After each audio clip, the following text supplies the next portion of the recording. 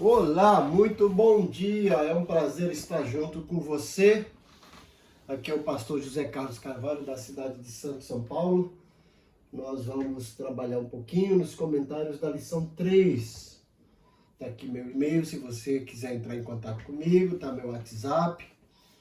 E eu peço encarecidamente que você nos acompanhe pelo nosso canal do YouTube, pastor José Carlos Carvalho. E se você quiser de alguma forma nos abençoar, tem aqui o Pix, que é o meu CNPJ. Mas eu peço encarecidamente que você, ao assistir esse comentário da lição, dê lá sua curtida, inscreva-se no nosso canal, ative o sininho para receber as nossas notificações e compartilhe com o máximo de pessoas possíveis. No nosso canal nós temos aqui os devocionais, que a gente posta todos os dias. Temos também estudo bíblico, curso bíblico online. É um canal voltado para a edificação do povo de Deus. Então vamos lá, sem mais delongas, para o comentário da lição 3, que vai ser ministrada no próximo domingo, dia 16 de janeiro de 2022. Nessa revista desse trimestre, estamos trabalhando um pouquinho sobre a palavra de Deus, a Bíblia. E a lição 3 tem como tema a inerrância da Bíblia. Tá aí, a inerrância da Bíblia. Essa é a lição que será ministrada no próximo domingo, certo? Então vamos lá. O nosso textuário é o texto de Mateus capítulo 5, versículo 18, que diz: porque em verdade vos digo que até que o céu e a terra passem, nenhum jota ou um tio se omitirá da lei sem que tudo seja cumprido. Essas foram palavras de Jesus a respeito da palavra de Deus, que tudo vai se cumprir. Uma palavra fiel, digna, uma palavra que não contém erros e que é infalível. A nossa verdade prática é que a doutrina segundo a qual a Bíblia não contém erro nenhum, se denomina inerrância das Escrituras. Por isso, podemos confiar na sua mensagem, que é incorruptível. Então a Bíblia, como já disse o Billy Graham, ela é mais atual do que o jornal de amanhã.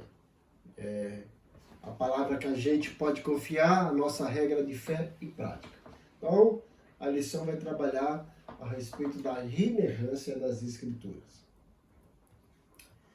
E aqui os objetivos da lição. O primeiro objetivo é uma informação, é informar que a Bíblia é isenta de qualquer tipo de erro. Isso é muito importante para qualquer crente, mas principalmente para os novos convertidos.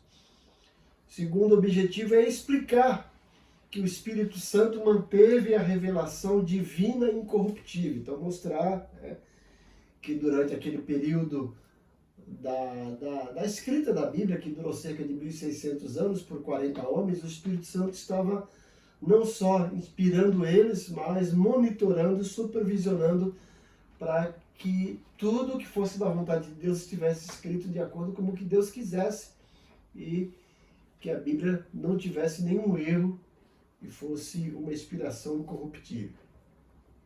E o terceiro objetivo é constatar que a Bíblia é a verdade de Deus. O próprio Jesus disse: conhecereis a verdade e a verdade vos libertará. Então o professor tem que lembrar que a lição tem que conter esses três conteúdos, né? E o foco dela deve ser o norte dela, os limites dela, a extensão dela deve ser esses três objetivos, certo?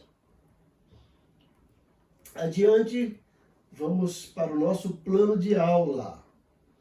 Nosso plano de aula, pensando na introdução, vamos dizer que a mensagem da Bíblia não contém erros. O professor precisa colocar isso na mente dos alunos. A Bíblia não contém erros. A palavra de Deus é incorruptível e, por isso, é uma palavra que é plenamente confiável. A gente pode confiar em tudo que está escrito nela. Então, logo nessa lição, temos o objetivo de mostrar que a Bíblia é verdade em tudo o que diz. E que quem põe seus ensinamentos em prática atesta a promessa da bem-aventurança, pois está em paz com Deus e consigo mesmo. A Bíblia, portanto, é toda a verdade de Deus de que o ser humano precisa. É o nosso manual de instrução, é o nosso guia, certo? É a nossa regra de fé e prática. Dando continuidade, vamos para algumas sugestões de métodos que os professores podem usar na exposição dessa aula. Aqui na revista da CPAD, o autor diz que você pode induzir a aula dessa semana apresentando imagens de pessoas que fizeram trilhas e se perderam no caminho. Pessoas que fizeram caminhadas, trilhas ecológicas aí, né? Isso pode ser apresentado por meio de reportagem aos sites, ou recorte de jornais, né? Ou você colocar um pequeno vídeo a respeito disso. Mas a ideia é mostrar a consequência de usar uma fonte mentirosa que pode nos levar a um caminho perigoso. A gente tem aí relatos de pessoas que foram procurar algum caminho pelo GPS e acabaram se dando mal, né? Nem sempre o GPS é confiável. Né? Então, nosso propósito é constatar que, diferentemente dos caminhos movediços, a Bíblia nos proporciona um caminho seguro. Como diz o Salmo 119, versículo 105, né? E põe lâmpada nos meus pés. A Bíblia é luz que ilumina os nossos caminhos. É lâmpada para os meus pés é a tua palavra, luz para os meus caminhos. É o Salmo 119, versículo 105.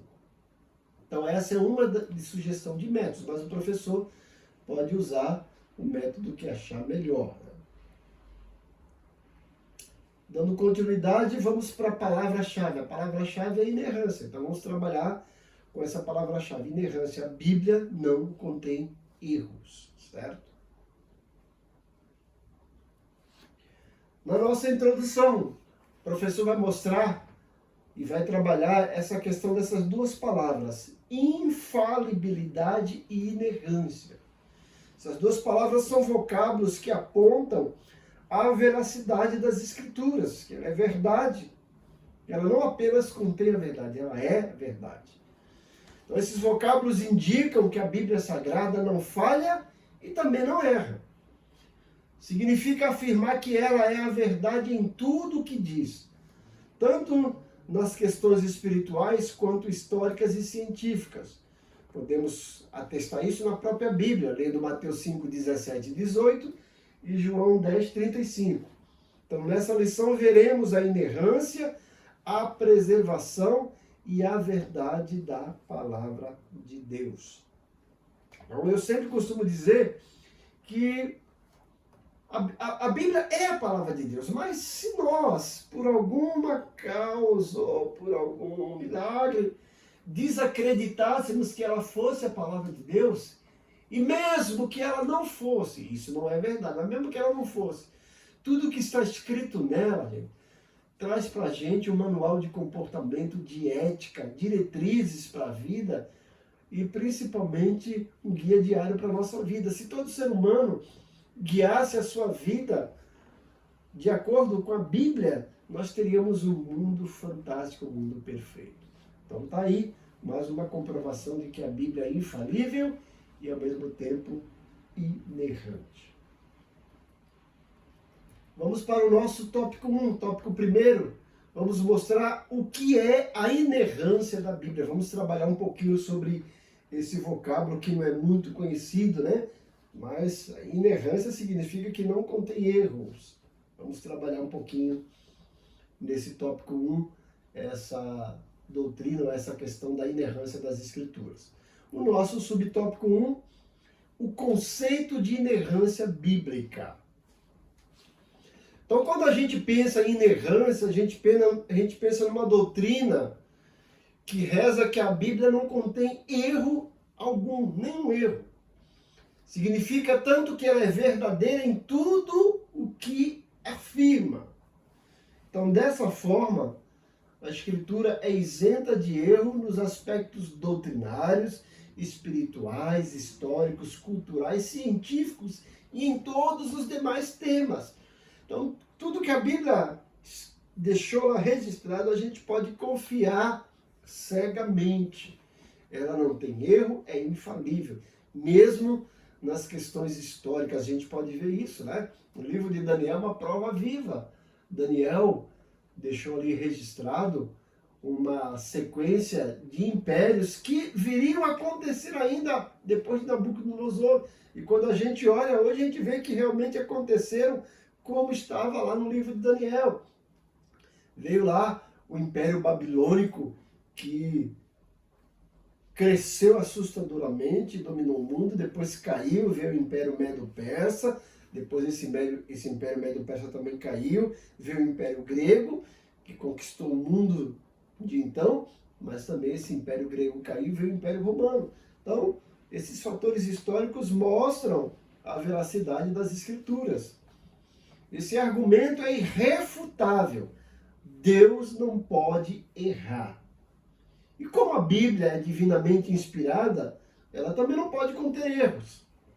Assim sendo, a inerrância, a infalibilidade, a inspiração estão extremamente entrelaçadas, não se separam. Nesse sentido, a declaração de fé das Assembleias de Deus reza que a Bíblia é a nossa única fonte de autoridade, a inerrante, infalível, completa e inspirada palavra de Deus. E temos como base para isso a própria Bíblia, Salmo 19:7 e João 10:35. O nosso segundo tópico, a Bíblia reivindica a sua inerrância. Então, quando a gente lê a Bíblia, vai ver que ela própria reivindica isso. Ela defende e mostra que não contém erro. E a gente pode ver isso em vários textos bíblicos. Embora o termo inerrância não apareça lá na Bíblia, mas a ideia da Bíblia não conter erros, de ser inerrante, está presente em todas as páginas do texto sagrado. Então, quando a gente lê Provérbios 30, versículo 5, está lá, ó, toda a palavra de Deus é pura. Salmo 18:30, o salmista diz, a palavra do Senhor é provada. O livro de 2 Samuel, capítulo 22:31, Samuel assegura que o caminho de Deus é perfeito e a palavra do Senhor é refinada.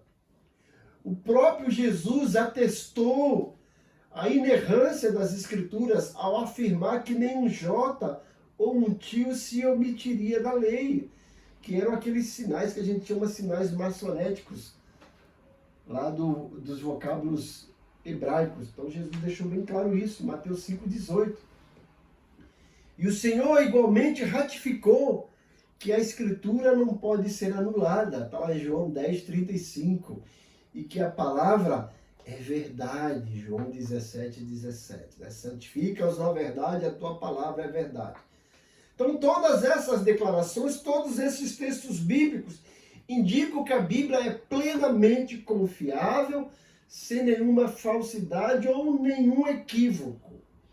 Podemos perceber que Deus guiou os autores bíblicos e os preservou do registro de inverdades de qualquer natureza. Como eu disse, o Espírito Santo não apenas monitorou, mas supervisionou cada um dos escritores da Bíblia para que não deixasse nada que pudesse desacreditar a palavra de Deus. Não tem erro nenhum, não tem nenhuma contradição na Bíblia. O nosso terceiro subtópico, a infalibilidade e a inerrância da Bíblia. Então esse vocábulo infalível indica aquilo que não pode e nem consegue de forma alguma falhar. Não falha. Em relação à Bíblia, significa que as suas palavras hão de se cumprir cabalmente. Isaías 55:11 diz isso. Então, por causa da etimologia, os termos inerrância e infalibilidade são por vezes confundidos como sinônimos. Mas, não obstante, outros afirmam que a Bíblia é somente infalível quanto à sua mensagem no que diz respeito à salvação, e não a consideram como inerrante. Mas, por conta disso, o autor aqui da revista preferiu o uso dos dois termos, infalível e inerrante, certo? Isto é, cremos e ensinamos que a Bíblia é infalível, que é incapaz de falhar e, da mesma forma, é inerrante, livre de qualquer erro. Negar essas duas verdades é desacreditar da autoridade e da inspiração divina das Escrituras, como está escrito em Judas, versículo 3 e versículo 4, certo? Você pode falar Judas 3, 4, mas qual é o capítulo? Judas só tem um capítulo, certo? Então, vimos aí que a Bíblia, além de ser infalível, ela é inerrante. Esses foram os 3 subtópicos do tópico 1. Vamos avante para a nossa sinopse do tópico 1. A Bíblia é totalmente inspirada por Deus e, por conta disso, é isenta de qualquer erro e também, por isso, é a nossa autoridade final de fé e prática, o nosso manual de regra para a vida. O nosso auxílio teológico, vamos trabalhar um pouquinho o significado dos termos, né? Inerrância trata de um conceito estritamente relacionado, mas é um termo mais recente. Traz aí a conotação de que a Bíblia não contém nenhum erro de ação, também nem erros materiais, também não contém contradições internas, que são os erros formais. Já o conceito de infalibilidade volta-se ao conhecimento pessoal que alguém tenha de Deus. Enquanto a inerrância ocupa-se mais especificamente com a transição precisa dos detalhes da revelação, né? Embora em muitas composições teológicas os dois termos sejam usados de forma intercambiável, infalibilidade é o termo mais abrangente. Quem crê numa Bíblia inerrante também crê numa Bíblia infalível. Continuando aqui, Jesus, como os judeus da época do Antigo Testamento, acreditavam piamente que a fidedignidade das Escrituras não abrangia apenas seus ensinamentos mais importantes, mas também detalhes mais insignificantes. E ele deixa bem claro em Mateus 5,18, quando ele fala nem um J, nem um tio, né? Que é aqueles pequenos sinais do vocabulário hebraico, né? A gente fala que são os escritos sinais maçoréticos. Então essa perspectiva foi rejeitada pelo apóstolo Paulo, lá em Atos 24:14 e 2 Timóteo 3:16. Então dessa forma, a autoridade de Jesus e de Paulo apoia a crença em tudo que a Escritura assevera. Espera-se daqueles que chamam Jesus de Senhor e aceitam seus ensinamentos que tenham as Escrituras em alta conta como Jesus os tinha. Então isso aí é o material escrito pela CPAD do Philip Wesley, A Origem da Bíblia. Então vamos agora para o nosso tópico 2. O Espírito Santo preservou as Escrituras. Ele não só guiou, monitorou e supervisionou, também como preservou as cópias aí, né, das Escrituras. É o que nós vamos ver nesse tópico 2. O nosso subtópico 1, os manuscritos autógrafos. É uma palavra um tanto quanto difícil, né? Mas vamos trabalhar um pouquinho esse conceito, vamos ver o que significa autógrafos. Manuscritos já dá para a gente ter uma ideia do que é, né? Mas autógrafos, o que é isso, né?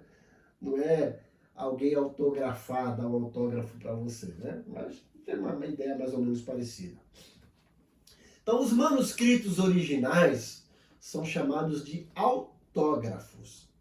São os textos com a grafia de próprio punho do autor bíblico ou do seu escrevente, como era chamado de amanuense. A gente pode ver isso em Filemão 19 e Romanos 16:22. Então, nesses manuscritos, foram primeiramente registradas as palavras inspiradas pelo Espírito Santo, como Pedro diz em 2 Pedro 1:21. Então, por isso, cremos que a inerrância das Escrituras pertence a esses documentos e que as cópias fiéis desses manuscritos preservaram a exatidão dos originais. Quando eles foram copiar, eles preservaram. O Espírito Santo estava lá, Espírito Santo providencialmente manteve a revelação divina de forma incorruptível. Vemos isso em João 14:17, João 16:13 e 14. Fora dessa compreensão, a Bíblia então não seria fonte de autoridade, conforme vemos em João 5:39 e Gálatas 3:8-22, certo? No nosso segundo subtópico do tópico 2, vamos falar agora sobre os manuscritos apógrafos, outra palavra um pouco difícil até de pronunciar, mas vamos ver o que significa manuscritos apógrafos. Então, as cópias dos manuscritos originais, dos autógrafos, são chamadas de apógrafos. Então, atualmente existe cerca de 25.000 cópias dos manuscritos bíblicos, e a maioria deles em hebraico, grego e latim. Os escribas, aquelas pessoas que transcreveram as cópias dos originais, né, também chamados de doutores da lei ou mestres da lei, foram os judeus que transcreveram os originais do Antigo Testamento com precisão milimétrica. E as inúmeras cópias dos manuscritos do Novo Testamento também afiançam a credibilidade desses escritos. Então, dessa forma, nessa perspectiva, cremos que o ato da inspiração aconteceu uma só vez na redação primária da Palavra de Deus, que são os manuscritos autógrafos. Mas, entretanto, a qualidade dessa inspiração foi preservada pelo Espírito Santo na cópia dos originais, que são chamados os apógrafos. Assim sendo, a versão da Bíblia fidedigna aos originais não deixou de manter a exatidão do real significado das palavras inspiradas por Deus. Mais uma vez, citamos aí Mateus 5:18 e adicionamos Mateus 24:35. Então, a Bíblia Sagrada é a verdade inspirada de Deus, inerrante em sua totalidade, isenta de toda falsidade, fraude ou engano. Mais uma vez, o mesmo Espírito Santo que inspirou os autores e supervisionou-os quando estavam transcrevendo, ele também acompanhou, supervisionou a preservação tanto dos textos originais como das cópias, tanto dos manuscritos autógrafos como os apógrafos. Vamos agora para o nosso terceiro tópico, que vamos falar sobre os apócrifos e pseudo-epígrafos, né? Mas dois termos difíceis, apócrifos e pseudo-epígrafos. O que são isso? Na declaração de fé da Assembleia de Deus, assegura que os manuscritos apócrifos, que é a palavra que tem a tradução de escondidos, tais como os livros de Tobias, Judites, Macabeus, Baruque e outros, apresentam erros, anacronismo, doutrinas falsas e práticas divergentes das Escrituras. A exemplo da oração pelos mortos.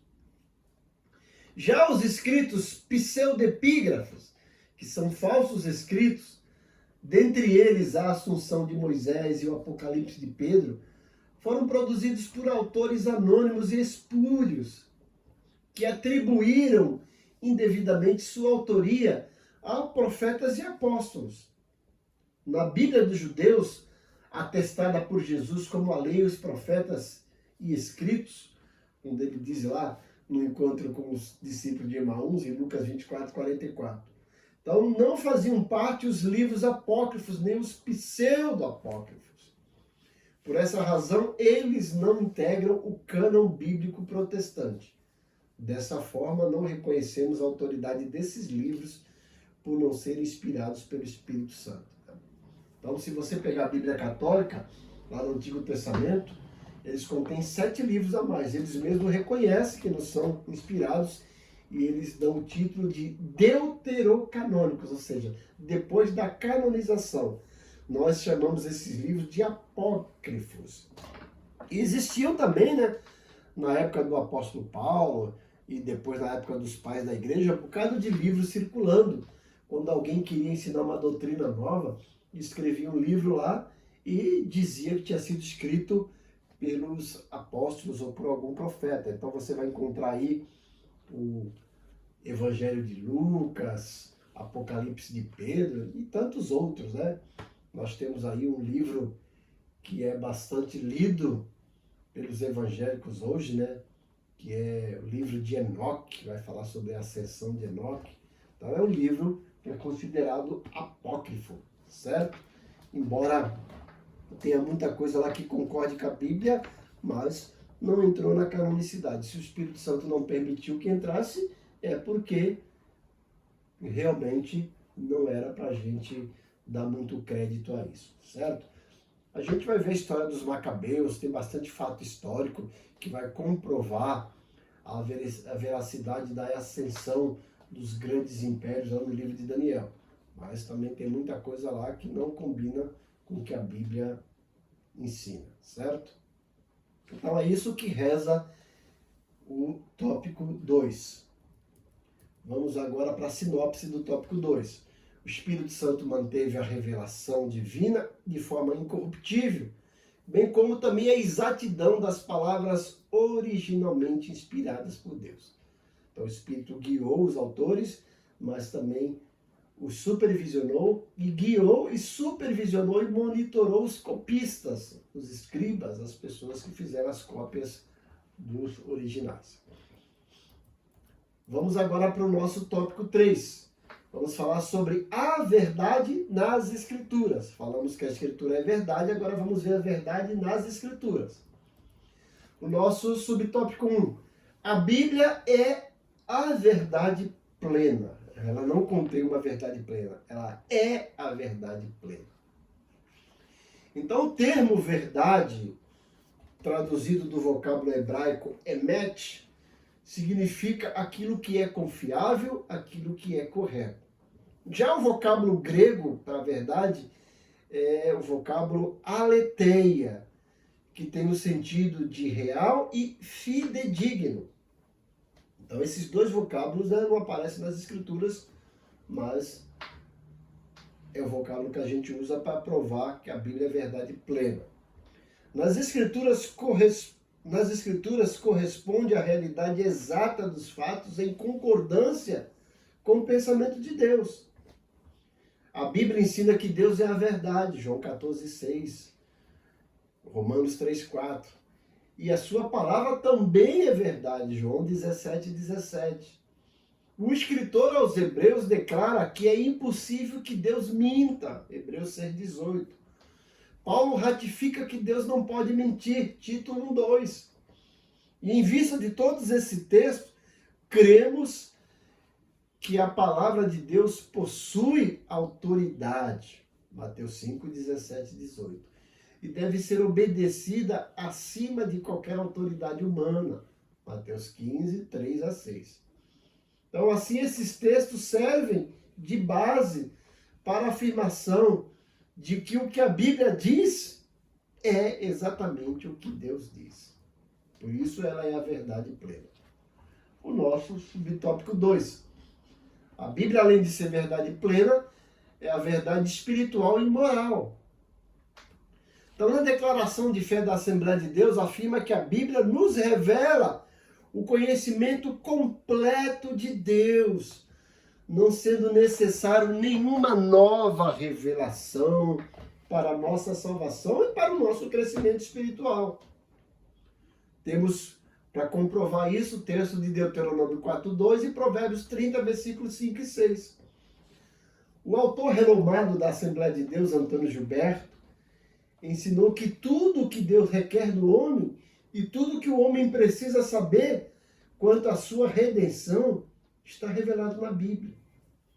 Igualmente, no que diz respeito à ética e à moral, também se fundamentam na revelação divina, na Bíblia.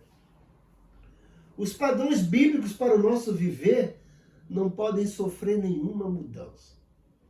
Aquilo que a palavra de Deus diz ser pecado, permanece sendo pecado. Por isso, os valores cristãos são permanentes, pois a fonte de autoridade também é permanente, Mateus 24, 35.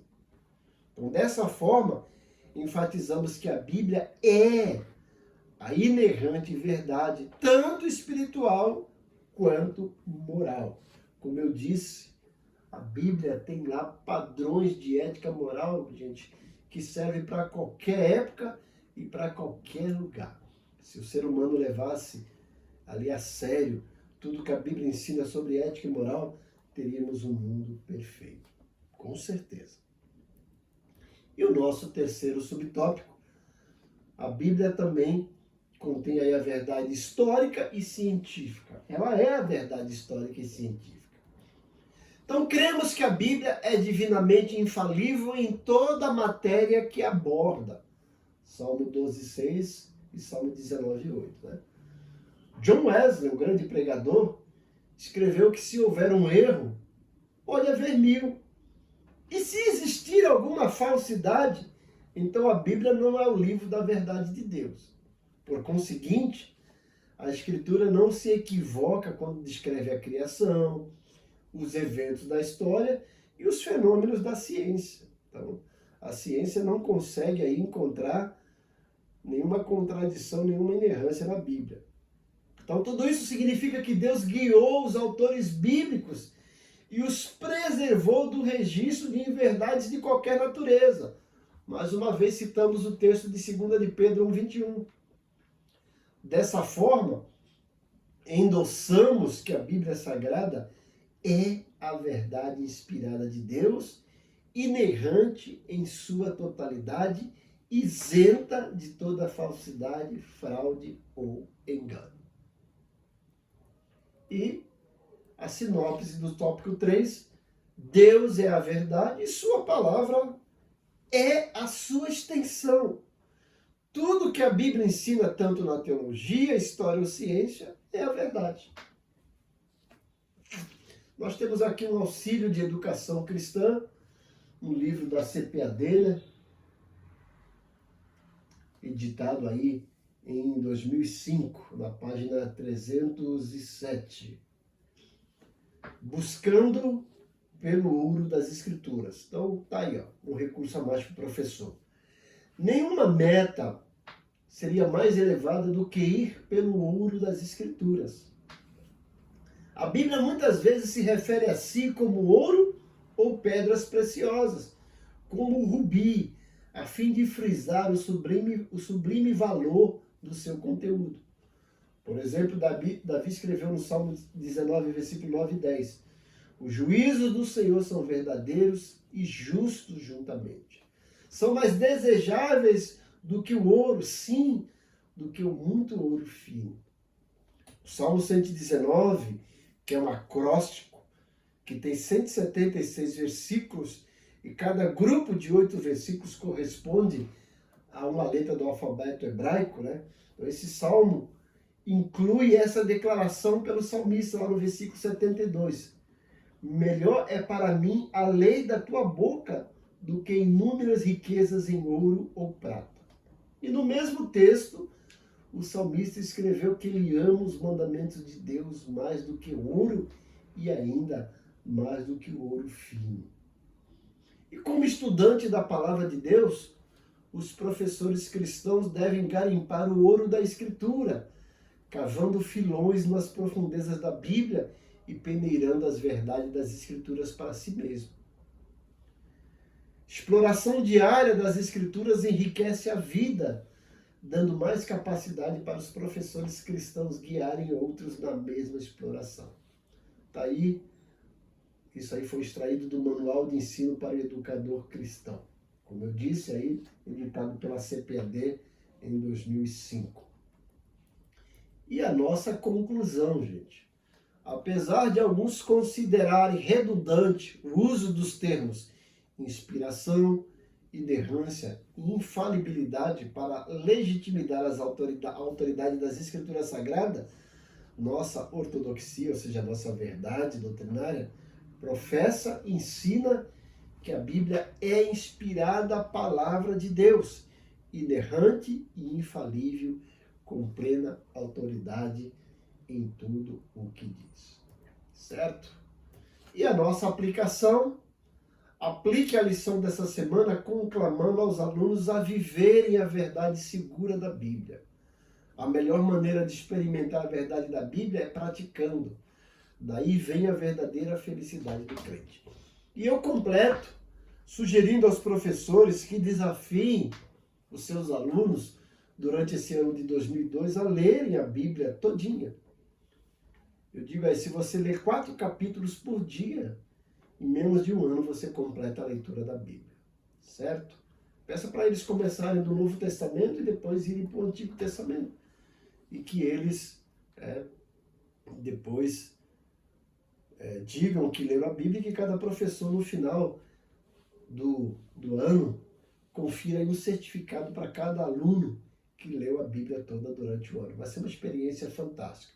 Eu conheço uma igreja que dividiu a igreja em grupos e pediu para que eles escrevessem a Bíblia, a caneta mesmo, né? Escrevessem, não era no computador digitando, escrevessem. E eles guardaram isso, foi uma coisa fantástica. Então tá aí algumas sugestões, correto? Eu espero poder ter correspondido à expectativa de todos. A minha oração é que o Espírito Santo use cada um dos professores com ousadia, com eloquência e muito dinamismo para ministrar essa aula no próximo domingo. Mais uma vez está aí, pastor José Carlos Carvalho.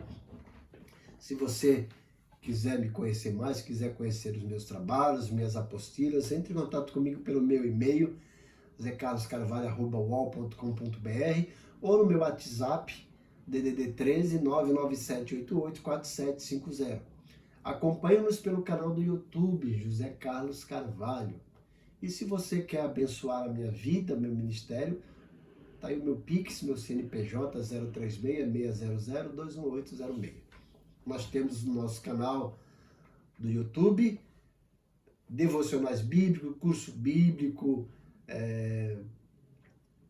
comentários de lições bíblicas, não apenas da CPAD, mas da minha igreja também, e os nossos devocionais que eu posto toda manhã.